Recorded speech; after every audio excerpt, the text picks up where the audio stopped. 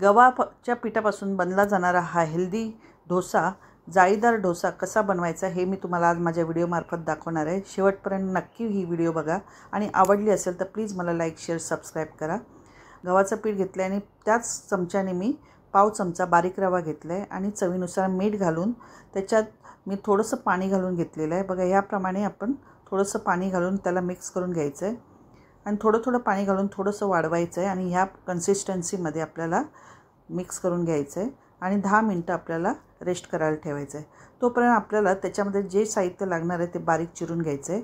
तर अद्रक आलं घेतलं आहे मी 1 इंच, लसूणच्या पाकळ्या घेतल्या 3-4 आणि त्या बारीक चिरून घेतल्या। एक मोठा कांदा बारीक चिरून घेतला, गाजर किसून घेतलं आहे, कढीपत्ता, मिरची आणि कोथिंबीर घेतली। सर्व साहित्य बारीक चिरून घ्यायचं आहे आणि 1 मोठा चमचा तेल घालून घेतलं आहे मी एका फोडणीच्या भांड्यामध्ये आणि त्याच्यामध्ये जिरं घालून घेतलं आहे।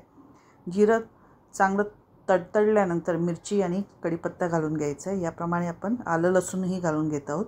बघा याप्रमाणे आपण सर्व साहित्य घालून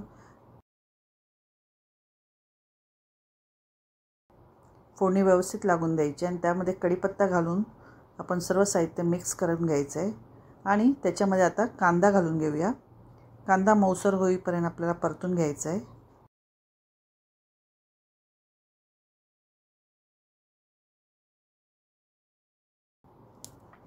बघा याप्रमाणे आपला कांदा मऊसर झालेला आहे। आता आपण गाजरही घालून घेणार आहोत। याप्रमाणे आपण व्यवस्थित फोडणी तयार करून घ्यायचं आहे। 1 मिनिट आपल्याला व्यवस्थित सगळं मिक्स करून घ्यायचं आहे। गॅसची फ्लेम स्लोच ठेवायची आहे। आता थंड झाल्यानंतर म्हणजेच 1-2 मिनिटांनी आपण त्या बॅटरमध्ये ही सगळी फोडणी घालून घ्यायची आहे आणि आता आपण त्याच्यामध्ये कोथिंबीर घालून घेतली आहे आणि 1 चमचा लिंबाचा रस घेतला आहे, तो घालून घ्या म्हणजे आपला डोस्याला चांगली चव येईल आणि व्यवस्थित मिक्स करून घेऊया आणि थोडंसं अजून पाणी मी घातलं आहे। या कन्सिस्टन्सीमध्ये आपल्याला बॅटर तयार करून घ्यायचं आहे। जास्त जाड नाही, जास्त पातळ नाही, याप्रमाणे आणि नॉनस्टिकच्या तव्यावरच शक्यतो हा डोसा तयार करा। त्याला मी व्यवस्थित तेल लावून घेतलं आहे आणि असा पातळ असा डोसा आपण एकसारखा काढून घ्यायचा आहे। गॅसची फ्लेम आपल्याला आता स्लो करायची आहे।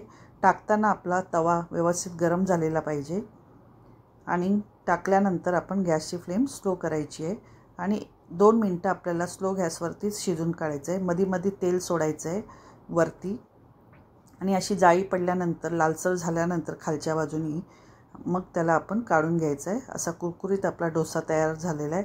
बघा कसा जाळीदार आपला डोसा तयार झालेला आहे। असा डोसा तुम्ही नक्कीच करून बघा, तुम्हालाही नक्की आवडेल। झटपट होणारा डोसा आहे, 10 मिनिटात होणारा हा डोसा आहे। पीठ आंबवायची गरज नाही, लगेच होणारा हा डोसा तुम्ही नक्की करून पहा। जर तुम्हाला ही माझी रेसिपी आवडली असेल तर प्लीज मला लाईक, शेअर, सबस्क्राईब करा। नमस्कार।